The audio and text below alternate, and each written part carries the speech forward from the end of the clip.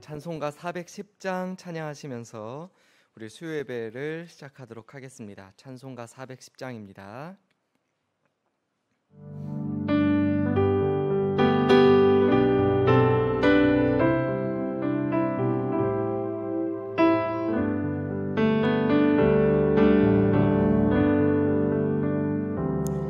내 맘에 한 노래 있어 나 즐겁게 늘 부르네.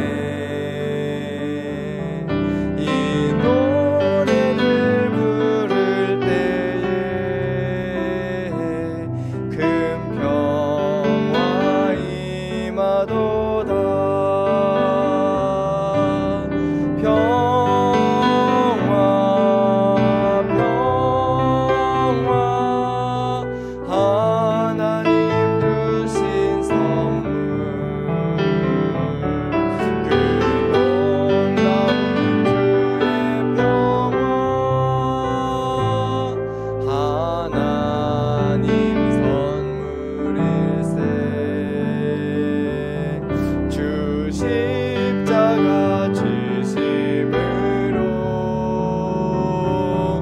날 구원해 주셨으며 주 예수님 고난받아 나 평화 누리도다.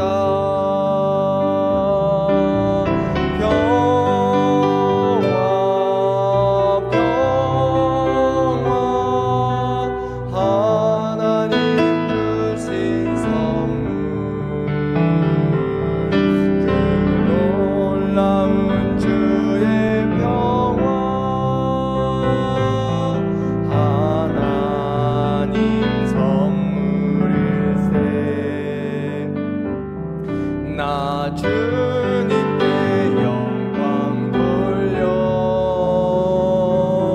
참 평화가 넘쳐이도다.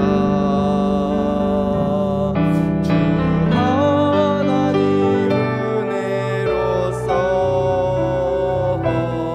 이 평화 누리도다.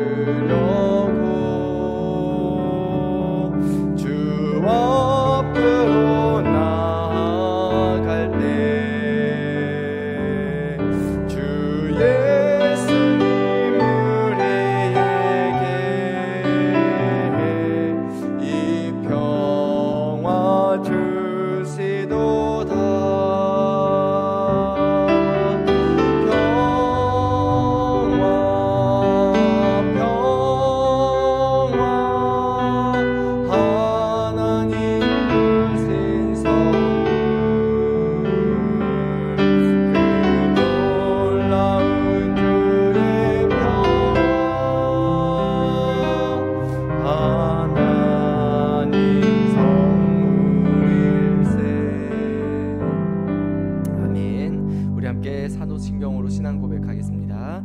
전능하사 천지를 만드신 하나님 아버지를 내가 믿사오며 그 외아들 우리 주 예수 그리스도를 믿사오니 이는 성령으로 잉태하사 동정녀 마리아에게 나시고 본디오 빌라도에게 고난을 받으사 십자가에 못 박혀 죽으시고 장사한 지 사흘 만에 죽은 자 가운데서 다시 살아나시며 하늘을 오르사 전능하신 하나님 편에 앉아 계시다가 저리로서 산자와 죽은 자를 심판하러 오시리라.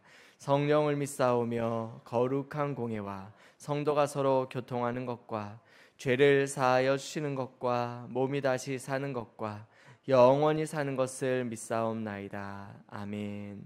우리 사람이 말로 위대하다 고백해도 그 고백 속에 담을 수 없는 위대하신 주님의 영광을, 은혜를 찬양합니다. 오늘 이 시간 갈급한 심령으로 나온 모든 성도에게 충만한 은혜를 넘치도록 부어 주옵소서. 예수님의 이름으로 기도하옵나이다. 아멘.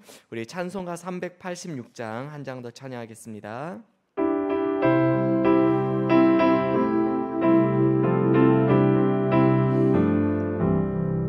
만세 반석 열린 곳에 내가 숨어 있으니 원수마귀 손 못 대고 환난 풍파 없도다.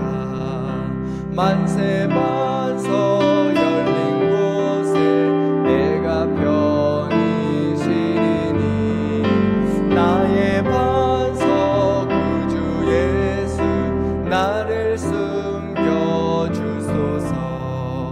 죄에 매여 죽을 인생 편히 쉬기 바라니 주의 가슴 넓은 품에 내가 찾아 함기네.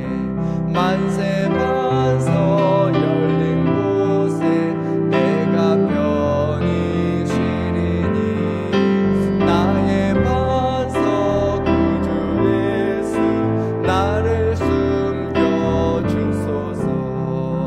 이 땅 위에 평안 없고 기쁜 일을 몰라도 주 예수의 참사랑을 내가 이제 알았네. 만세 반석 열린 곳에 내가 편히 쉬리니 나의 반석 구주 예수 나를 숨겨주소서. 험한 풍파 지나도록 순풍으로 도우사 평화로운 피난처에 길이 살게 하소서. 만세 반석 열린 곳에 내가 편히 쉬리니 나의 반석 구주 예수 나를 숨겨주소서. 아멘. 우리 함께 하나님 말씀 보겠습니다. 하나님 말씀은 사도행전 15장 우리 1절부터 29절까지 말씀을 보겠습니다. 사도행전 15장 1절부터 29절까지 말씀, 저와 여러분들이 한 절씩 교독하겠습니다. 어떤 사람들이 유대로부터 내려와서 형제들을 가르치되 너희가 모세의 법대로 할례를 받지 아니하면 능히 구원을 받지 못하리라 하니,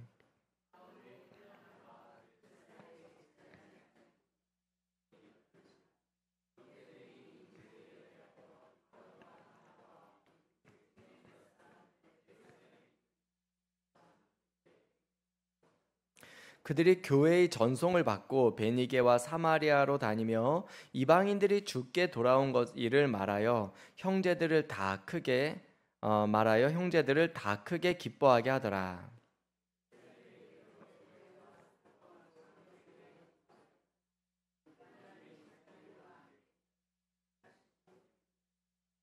바리새파 중에 어떤 믿는 사람들이 일어나 말하되 이방인에게 할례를 행하고 모세 율법을 지키라 명하는 것이 마땅하다 하니라. 많은 변론이 있은 후에 베드로가 일어나 말하되 형제들아 너희도 알거니와 하나님이 이방인들로 내 입에서 복음의 말씀을 들어 믿게 하시려고 오래전부터 너희 가운데서 나를 택하시고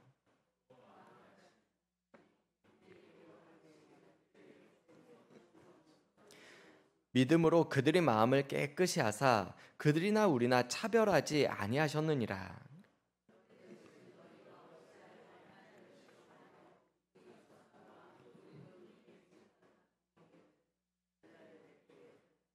그러나 우리는 그들이 우리와 동일하게 주 예수의 은혜로 구원받는 줄을 믿노라 하니라.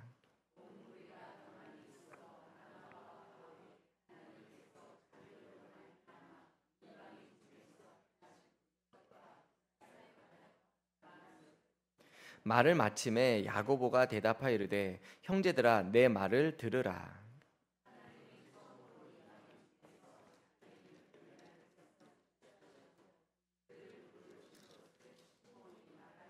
선지자들의 말씀이 이와 일치하도다 기록된 바.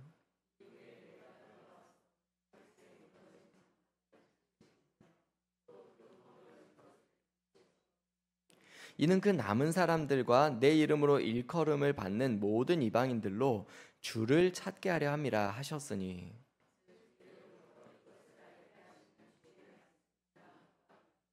그러므로 내 의견에는 이방인 중에서 하나님께로 돌아오는 자들을 괴롭게 하지 말고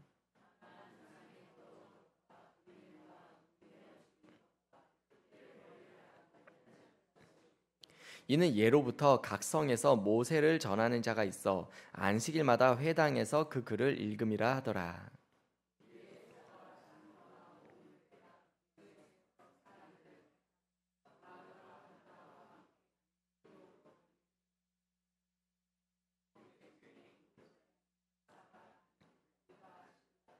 그 편에 편지를 붙여 이르되 사도와 장로된 형제들은 안디옥과 수리아와 길리기아에 있는 이방인 형제들에게 문안하노라.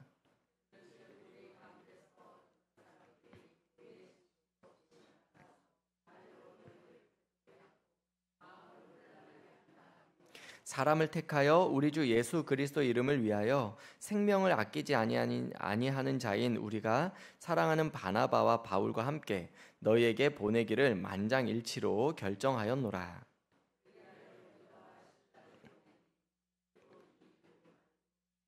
성령과 우리는 이 요긴한 것들 외에는 아무 짐도 너희에게 지우지 아니하는 것이 옳은 줄 알았노니 우상의 제물과 피와 목매어 죽인 것과 음행을 멀리할지니라. 이에 스스로 삼가면 잘되리라. 평안함을 원하노라 하였더라. 아멘. 오늘 이신칭의 위대한 교리가 선포되다, 이런 제목으로 하나님 말씀을 살펴보겠습니다.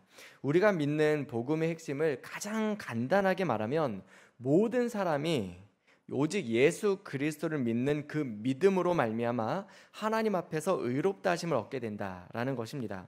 이것을 우리가 신학적으로 표현한 말이 이신칭의입니다. 오직 믿음으로 의롭게 된다라는 것이죠. 우리가 교회사를 공부해 보면 이 이신칭의 교리를 공식적으로 가장 먼저 아주 강력하게 선포한 사람은 종교개혁자 마틴 루터였습니다. 이전까지 한 사람의 평범한 가톨릭 사제로 살아가던 이 마틴 루터, 이 젊은이를 전 유럽의 교회를 흔들어 깨우는 위대한 종교개혁자로 일어서게 만든 책은 로마서입니다. 그가 자신이 봉직하던 비텐베르그 대학에서 로마서를 강의하던 중에 로마서가 반복적으로 가르치는 이 한 단어, 바로 하나님의 의라는 이 단어가요, 거룩하신 하나님께서 죄인들에게 요구하시는 선결 조건으로서의 의가 아니라 거룩하신 하나님이 죄인된 인간들에게 값없이 베푸시는 하나님의 자비로운 선물로서의 의라는 사실에 눈을 떴을 때 그의 심장이 불타오르기 시작했습니다. 그리고 이 한 사람의 심장 속에서 타오르기 시작한 이 복음의 불길이 결국은 유럽의 온 교회들까지 번져가기 시작했던 것이죠. 이처럼 교회사적으로 볼 때 사람이 오직 하나님 앞에서 믿음으로 말미암아 의롭게 된다라는 이 이신칭의 교리를 처음으로 강력하게 선포한 사람은 종교개혁자 마틴 루터였지만, 그러나 이 이신칭의 근거가 되는 놀라운 사건은요, 이미 2000년 전에 예루살렘에서 있었습니다. 오늘 본문의 배경이 바로 그 부분을 우리에게 보여주고 있는데요. 오늘 우리가 살펴보고 있는 이 사도행전 15장은 사도 바울이 자신의 첫 번째 선교 여행을 마치고 돌아와서 예루살렘에 참석한 바로 그 내용을 보여주고 있습니다. 우리가 갈라디아서 2장 1절을 보시면 14년 후에 내가 14년 후에 이거는 이제 자기가 회심한 지 14년 후거든요. 14년 후에 내가 바나바와 함께 디도를 데리고 다시 예루살렘에 올라가나니 이런 말씀이 있거든요. 이 말씀이 배경이 되는 이야기가 오늘 우리가 읽고 있는 바로 이 본문입니다. 자, 그런데요. 우리가 사도 바울의 인생을 좀 간단하게 살펴보면 사도 바울은 스데반의 죽음 이후로 이제 그리스도인들을 박해하기 위해서 다메섹으로 가던 길에 예수님을 만나서 회심을 하게 됩니다. 우리가 잘 아는 것처럼 사도행전 7장에서 스데반의 순교 사건 이후에 예루살렘 교회가 아주 그 교회에 대대적인 박해가 일어나면서 교회가 완전히 풍비박산이 납니다. 그런데 여러분, 우리가 이 사실 기억해야 해요. 교회는 위기가 있을 수 있지만 하나님 나라의 위기가 없습니다. 할렐루야. 그러니까 교회는 어려움을 처할 수 있지만 하나님 그 어려움을 통해서도 완벽하게 역사하시는 하나님이세요.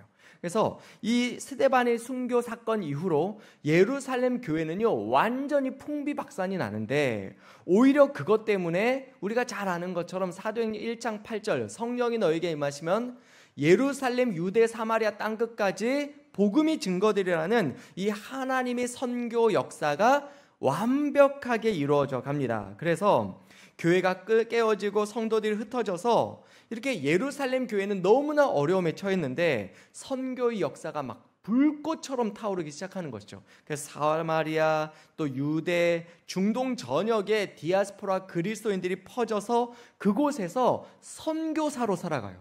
복음을 증거하며 살아가기 시작을 하는 겁니다. 자, 그러니까 여러분 이게 얼마나 기가 막히겠어요. 이 젊은 박해자 사울이 볼 때 이거 봐라, 이렇게 해서 교회가 무너질 줄 알았더니 오히려 이게 더 확산이 되네. 그래가지고요 이 사울이 이 대제사장에게 찾아가서 내가 다메섹으로 가서 저 그리스도인들 잡아오도록 정권을 달라. 그렇게 전권을 얻어서 다메섹으로 가는 길에 그 길에서 예수님을 만나지 않습니까? 자, 그래서 여러분 참 재밌는 것은 이 사울이요 그리스도인들을 박해하기 위해서 다메섹으로 갔는데 이 다메섹이 사도 바울의 첫 번째 사역지가 됩니다. 할렐루야. 그러니까 박해하기 위해서 간 그곳에서 그가 예수 그리스도의 복음을 전하기 시작하는 거예요. 여러분 이것이요 복음의 능력입니다. 그러니까 사람을 움직이시는 하나님의 능력이 복음에 있다는 것이죠. 자, 그러던 중에 이 흩어진 성도들이 어디까지 갔냐면 이제 안디옥까지 갔습니다. 안디옥은 이제 그 유대 땅에서 더 위쪽, 지금 이제 시리아 있는 그 지역이거든요. 거기서 이제 기독교 역사상 처음으로 이방인들에게 복음이 증거되는 역사가 일어납니다. 그래서 이제 이 이방인들이요 인류 역사상 처음으로 이방인들이 복음을 듣고 예수를 믿기 시작하는데, 아니 여러분 그냥 믿는 게 아니라 너무 잘 믿는 거예요. 그러니까 이 소문이 예루살렘까지 왔습니다. 그래서 이 문제가요 이게 사실은 유대인들에겐 참 불편한 일이에요. 아니 이방인들이 예수를 믿는 걸 우리가 인정을 해야 하나 말아야 하나. 그래서 이걸 좀 정확하게 조사를 하려고 이 조사단을 파견했는데, 이 조사단의 단장이 누구냐면 바나바예요. 그래서 이제 바나바가 이 안디옥까지 와서 그 상황을 보니까 아니 이건 뭐 조사하고 말 것도 없이 그냥 너무 잘 믿는 거예요. 아니 우리가 이들을 본받아야지. 그래서 여러분 이 안디옥에서 이 상황을 보고 이거는 우리가 통제할 게 아니라 이거 지금 빨리 우리가 여기에 교회를 세워야 한다. 그래서 바나바가 급히 사역자 한 명을 데리고 오는데 그 사역자가 바로 바울이에요. 그 바울이 있던 다소 그 고향까지 찾아가서 삼고초려 해가지고 이 바울을 데리고 와서 그곳에서 이제 1년 동안 이 안디옥 교회 성도들을 가르쳐요. 그래서 이 안디옥 교회에서 인류 역사상 최초로 그리스도인이라는 이름이 만들어지는 이런 참 아름다운 일들이 벌어지게 된 겁니다. 자, 그렇게 해서 이제 1년이쯤 지나다가 어느 날 성령께서 안디옥 교회에 말씀하시기를 이 바나바와 바울을 선교사로 파송해라, 이렇게 말씀을 하시는 거예요. 근데 교회가 그 말씀에 순종합니다. 할렐루야. 여러분 순종할 때 역사가 일어나는 거예요. 자, 그래서 이제 이 바나바와 바울이 우리가 알고 있는 그 1차 선교 여행을 아시아 지방, 이 아시아가 소아시아, 지금 이제 튀르키예 지방 그쪽으로 가거든요. 이 1차 선교 여행 기간 동안에 갈라디아 교회가 세워집니다. 자, 아무튼 그렇게 해서 복음 이제 선교 여행을 마치고 돌아오기까지 2년 정도 걸려요. 그러니까 우리가 일반적으로 1차 선교 여행이 한 2년 정도 지속되었다 이렇게 알고 있거든요. 자, 그렇게 해서 이제 선교 역사를 하고 돌아오는데 그 기간 동안에 우리 잘 아는 것처럼 루스드라에서 이 바울이 막 돌에 맞는 이런 일들도 벌어지지 않습니까? 그러나 참 하나님의 은혜로 그 모든 어려움, 위기 다 이겨내고 돌아와서 이제 사역 보고를 하니까 성도들이 얼마나 기뻤겠습니까? 자, 그런데 여러분, 항상 은혜 뒤에 시험이 따라옵니다. 항상 우리가 이제 은혜를 좀 받았다 싶으면 그때부터 생각지도 못했던 어떤 교회의 어려움이, 영적인 위기가 우리 가운데 찾아오는 거예요. 그래서 이제 그렇게 해서 할렐루야 막 선교 보고를 하고 이렇게 있는데, 오늘 본문 이제 15장 1절에 보면 어떤 사람들이 유대로부터, 이게 이제 예루살렘 교회에서부터 온 거거든요. 내려와서 그래서 이제 성도들에게 뭐라고 말하냐면, 너희가 모세의 법대로 할례를 받지 않으면 능히 구원을 받지 못한다, 이렇게 가르치는 거예요. 너 이방인들이지, 너희들은 모세의 법대로 할례를 받아야 한다, 이걸 가르치는 겁니다. 그러니까 이것 때문에 이제 변론이 일어났는데, 그냥 변론에서 그치는 게 아니라 심한 다툼까지 막 퍼져가는 거예요. 자, 그래서 여러분 이제 그것 때문에 이게 이제 교회가 굉장히 어려워지죠.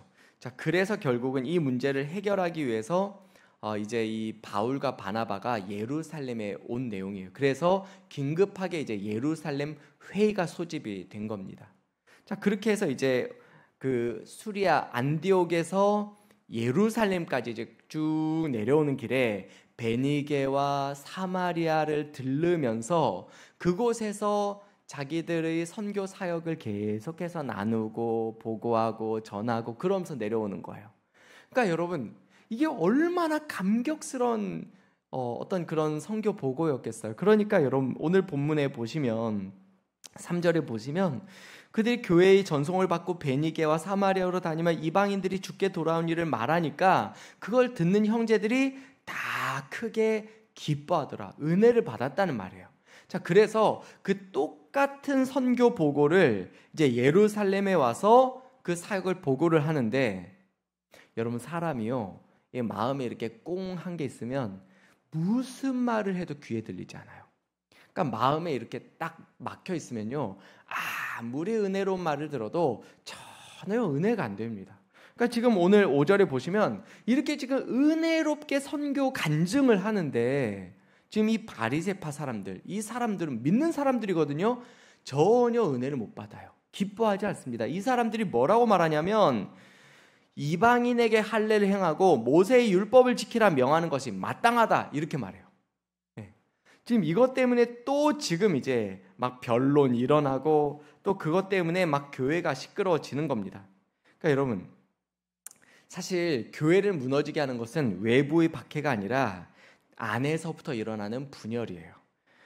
교회가 서로 하나 되지 못하고 분열하는 것, 이게 사실은 교회를 무너뜨리는 가장 치명적인 공격입니다. 그래서 에베소서 4장에 보면 바울이 교회에 대해서 말하면서 이렇게 말하죠. 주도 한 분이시요, 믿음도 하나요, 세례도 하나요, 하나님도 한 분이시니 곧 만유의 아버지시라. 그러니까 우리가 믿는 하나님은 오직 유일하신 하나님이라는 거예요. 그래서 너희도 평안에 매는 줄로 성령이 하나 되게 하신 것을 힘써 지키라. 여러분, 이게 중요하다는 것이죠. 우리가 고린도전서를 읽어보면 교회 안에 얼마나 많은 문제가 있었습니까? 이 고린도 교회 안에 음행의 문제, 우상의 문제, 은사의 문제, 여러 문제들이 있었는데 바울이요, 그 모든 문제들보다 가장 우선적으로 해결해야 한다고 강조하는 게 뭐냐면 분열이에요. 너희가 어떻게 바울파, 게바파, 아볼로파, 그리스도파 서로 이렇게 나뉠 수 있느냐? 여러분, 교회는 철저히 주님 안에서 하나가 돼야 한다, 이렇게 말하고 있는 것이죠. 여러분 기억하십시오. 영적으로 하나가 된 교회를요, 마귀는 절대로 무너뜨릴 수가 없습니다. 저는 우리 교회가 주님 안에서 온전히 하나 된 교회가 될 수 있기를 축복합니다. 자, 이렇게 이때 이 문제의 중재자로 누가 일어나냐면 베드로가 일어나요. 자, 6절부터 보시면 이제 베드로가 일어나서 자기가 직접 경험했던 일을 간증하기 시작하는데 이 말에 누구도 이해를 하지 못합니다. 왜냐하면 여러분, 다른 사람은 몰라도 지금 베드로의 말이라면 그만한 권위가 있어요. 그죠? 그리고 무엇보다도 베드로 자신이 그 자리에 모인 그 누구보다 더 유대인 중심적인 그런 율법 중심적인 사람 아니었습니까? 그런데 그런 베드로가 일어나서 어떤 신학적인 이론을, 지식을 가르치는 것이 아니라 자기가 직접 보고 경험했던 일을 간증하는 거예요.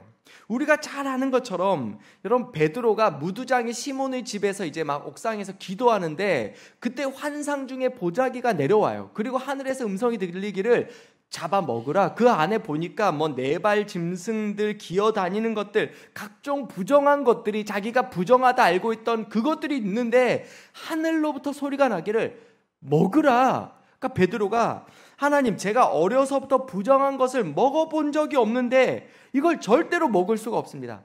하나님 뭐라고 말씀하십니까? 내가 깨끗하게 한 것을 부정하다 말하지 말아라. 그 일이 3번 있었어요. 그리고 결국 이제 이 보자기에 올라가죠. 그때 이게 도대체 무슨 일인가 할 때 갑자기 사람들이 찾아와서 저기 이탈리아 그 백부장, 우리 주인이 고넬료인데 사람을, 우리를 보냈는데 좀 우리랑 같이 가주셨으면 좋겠습니다. 그래서 베드로가 이 사람들을 따라갔는데 이 이방인 백부장, 이탈리아의 백부장 고넬료의 집에서 가만 보니까 이 사람들이 그냥 예수를 믿는 게 아니라 너무 잘 믿는 거예요. 그래서 베드로가 뭐라고 말하냐면, 여기서 우리가 믿는 것과 똑같은 성령께서 이 집에, 이곳에 함께 하신다. 그래서 내가 누구이기에 하나님을 능히 맡겠느냐. 그 이방인들에게 베드로가 그 이방인들에게 세례를 줍니다. 그러니까 이게 자기가 보고 경험한 것을 그대로 다 말하는 것이죠. 이 말을 하니까 지금껏 이렇게 목소리를 높였던 사람들이 한마디도 말을 못해요. 그러니까 여러분, 간증이 그렇게 힘이 있습니다. 저는 어제 이 말씀을 묵상하면서 오늘날 한국 교회의 문제를 참 생각해 보았습니다. 오늘날 저 같은 목사들의 문제를 생각해 봤습니다. 여러분, 오늘날 한국 교회가 전하는 메시지는 다 맞는 말입니다. 아니, 언제 교회가 틀린 말 합니까? 목사가 틀린 말 합니까? 다 맞는 말이에요. 문제는요, 다 이론이라는 거예요. 그냥 다 지식밖에는 남아있지 않다는 겁니다. 예. 그 삶을 통해서 증거될 수 있는, 그 삶을 통해 입증해낼 수 있는 살아있는 하나님의 말씀이 간증으로 나타나야 하는데, 교회도 저 같은 목사도 간증은 없고 지식밖에 없어요. 지식밖에 없으니까 여러분, 지식은요 율법이 됩니다. 이거는요 다른 사람을 살리는 도구가 아니라 오히려 다른 사람을 판단하는 무기로 작용할 때가 굉장히 많아요. 그래서 여러분, 오늘 한국교회가 회복할 것은요 지식이 아니라 이미 우리는 충분히 알아요. 우리는 충분히 배웠다니까요. 우리는 이제 더 많은 지식이 아니라 더 생생한 간증이 필요해요. 삶으로 살아내는 믿음, 삶에서 체화된 복음이 필요하다는 거예요. 지금 베드로가 만약에 이 사람들 앞에서, 지금 여러분 계속 변론이 일어나는 중에 이 사람들 앞에서 아주 탁월한 신학 교리를 가르쳤다면 어떻게 됐을까요? 그래, 너나 믿어라 쪼개졌을 거예요. 베드로가 어떤 신학 교리와 지식을 가르친 게 아니라 간증을 해버립니다. 자기가 보고 경험한 것을 말해버렸어요. 거기서 삶이 다 변해버리는 겁니다. 제가 저희 아들이 이제 태국에서 공부하는 동안 이제 김동호 목사님하고 이제 이렇게 좀 인연이 됐습니다. 그래서 저도 인연이 됐기 때문에 그 목사님이 설교를 종종 듣게 됐어요. 그런데 그분이 설교 중에 이런 말씀이 있는 거예요. 아마 이분이 젊을 때 이야기인 것 같은데, 그 아들이 셋이 있거든요. 그 아들 중에 하나가, 아빠, 진짜 하나님이 우리가 이렇게 믿고 하나님께 뭐 이렇게 하면 진짜 복 주시는 거 맞아? 그럼 그거 어떻게 알아? 그때 이제 이 김동욱 목사님이 그렇게 대답을 했어요. 아빠가 가봤잖아. 그러니까 이제 이 아들이 맞네? 그러네? 아빠가 가봤네? 그 아들이 믿게 된 거예요. 만약에 그거 어떻게 알아? 그때 이 아들을 붙잡고 조직신학 가르쳤다면 이 아들이 변화됐겠습니까? 근데 이 아들을 변화시킨 말은요, 다른 게 아니에요. 아빠가 가봤잖아. 아빠가 살아봤잖아. 그 한마디가 그 아들을 믿게 만드는 거예요. 그래서 오늘 우리는 이 말씀을 보면서 정말 우리가 이 생생한 간증을 회복해야 한다. 이것을 우리가 좀 배울 수 있었으면 좋겠습니다. 그래서 결국은 이 모든 변론 후에, 이 베드로의 간증 후에 이 예루살렘 교회의 초대 담임 목사라 할 수 있는 야고보가 이제 일어나서 이 모든 상황에 대한 결론을 내리는데, 그 내용이 이제 19절입니다. 19절 보시면, 그러므로 내 의견에는 이방인 중에서 하나님께로 돌아오는 자들을 괴롭게 하지 말고 다만 우상이 더러운 것과 음행과 목매어 죽인 것과 피를 멀리하라고 편지하는 것이 옳으니. 자, 이렇게 해서 이 이방인 형제들도 어떤 모세의 율법과 할례를 행할 것이 아니라 오직 예수를 믿는 믿음으로 하나님의 은혜로 그의 자녀가 될 수 있다는 이 위대한 신학이 기독교 역사상 최초로 만들어지게 된 겁니다. 자, 그래서 오늘 우리는 이 말씀을 통해서 세 가지 결론을 좀 발견하실 수 있었으면 좋겠습니다. 자, 첫째는요, 복음에는 하나님의 능력이 있다는 것입니다. 할렐루야. 여러분, 한때 교회를 가장 무섭도록 박해하던 이 젊은 청년 사울을 그의 평생의 죽음조차 막을 수 없는 십자가의 전달자로 살게 한 것이 무엇입니까? 이게 바로 복음에 나타난 하나님의 능력입니다. 그러니까 우리가 아무리 사람들에게 인간적으로 잘해주려고 해도요, 여러분, 교회 안에 복음의 능력이 나타나지 않으면 여러분, 사람의 마음은 절대로 변화될 수가 없습니다. 우리가 아무리 이곳에 새신자가 오고 나가서 전도를 하고 그분들에게 잘해줘도 정작 예배를 통해서 우리 교회 안에 이 복음의 살아있는 하나님의 능력이 나타나지 않으면 그가 이곳에 나올 수 있지만 그의 마음, 그의 심령이 근본적으로 변화되는 생명 역사는 일어날 수가 없는 거예요. 반면에 우리가 좀 부족함이 있어도, 교회가 좀 어려움이 있어도 우리가 모일 때마다, 우리가 예배할 때마다 이곳에 복음의 능력이 나타나면요, 변화됩니다. 살아납니다. 일어섭니다. 저는 우리 정말 주일학교 예배 가운데 우리 청소년들과 우리 청년들과 우리 모든 장년들, 우리 어린아이로부터 장년들에게 이르기까지 우리 교회 안에 여러분 이 복음의 능력이 나타났으면 좋겠어요. 좀 다른 거 부족해도, 우리가 내세울 거 없어도 우리 예배 가운데 복음을 통하여 하나님의 역사가 오늘도 일어난다. 이것을 우리가 붙들고 이 은혜 가운데 나아갈 수 있는 그런 우리 교회가 될 수 있기를 주님의 이름으로 축복합니다. 두 번째로, 여러분, 교회는 반드시 주님 안에서 하나가 되어야 한다는 것입니다. 여러분, 교회가 재정이 없어서 무너지는 게 아닙니다. 어떤 능력이 부족해서 안 되는 게 아닙니다. 교회가 하나 되지 못하기 때문에 교회는 무너지는 거예요. 그러므로 우리 교회가 다른 건 몰라도 절대적으로 성령께서 하나 되게 하신 것을 힘써 지켰으면 좋겠어요.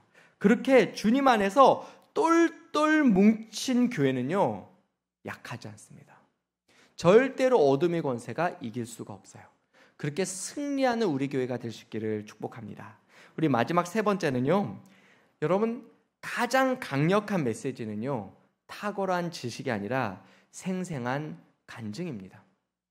그래서 여러분, 우리가 더 많은 지식을 가져야 세상을 변화시키는 것이 아니라 우리가 아는 이 복음을요, 삶으로 살아내기 시작할 때, 삶 속에서 내가 만난 예수, 그 예수의 이야기가 결국은 세상을 변화시키는 거예요. 여러분, 한국 교회는요 틀린 말 하지 않습니다.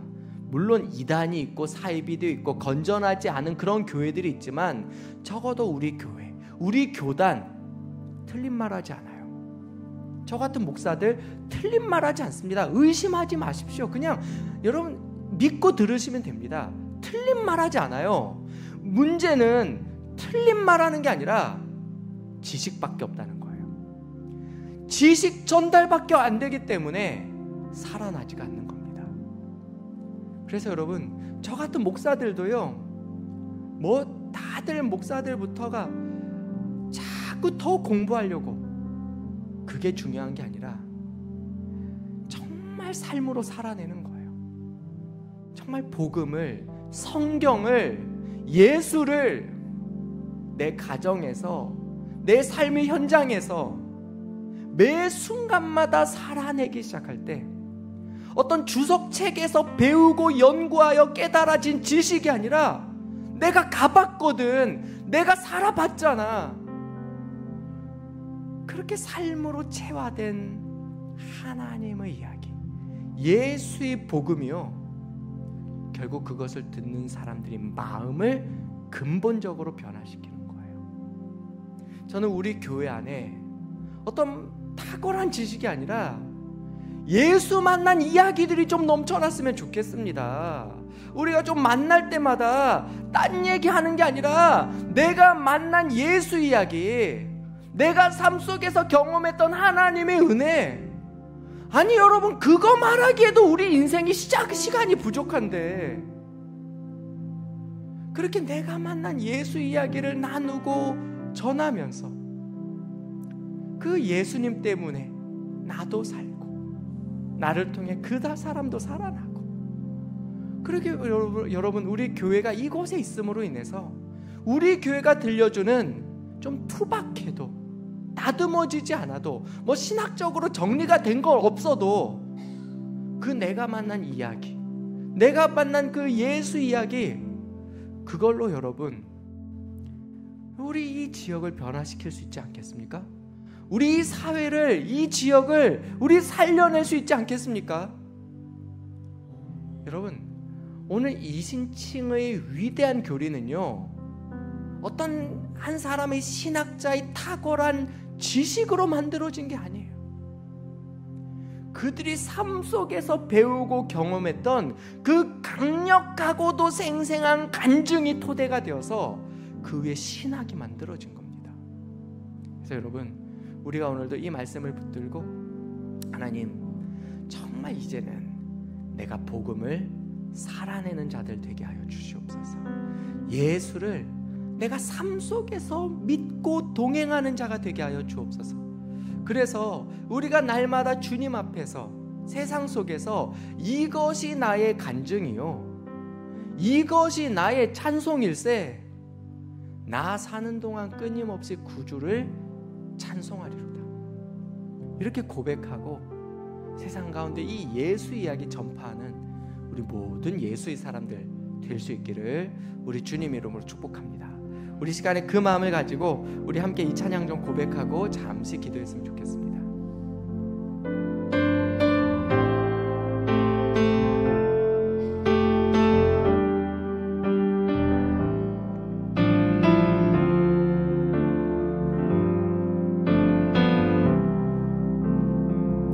예수를 나의 구주 삼고 성령과 피로써 거듭나니 이 세상에서 내 영혼이 하늘의 영광.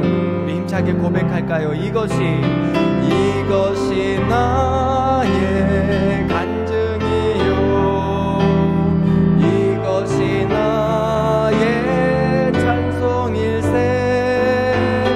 나 사는 동안 끊임없이 구주를 찬송하리로다. 온전히 주께 맡긴 내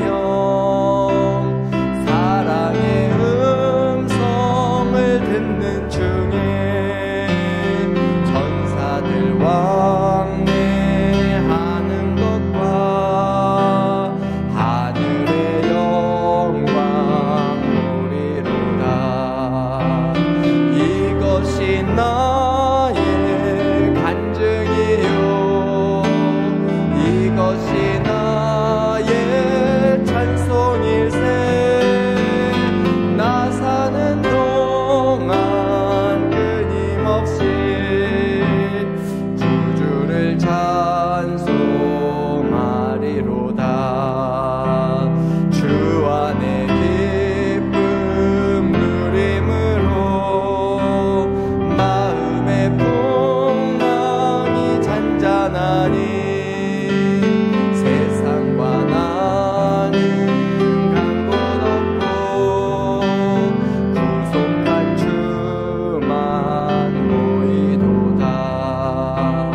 이것이 나의 간증이요 이것이 나의 찬송일세. 나 사는 동안 끊임없이 구주를 찬송하리로다.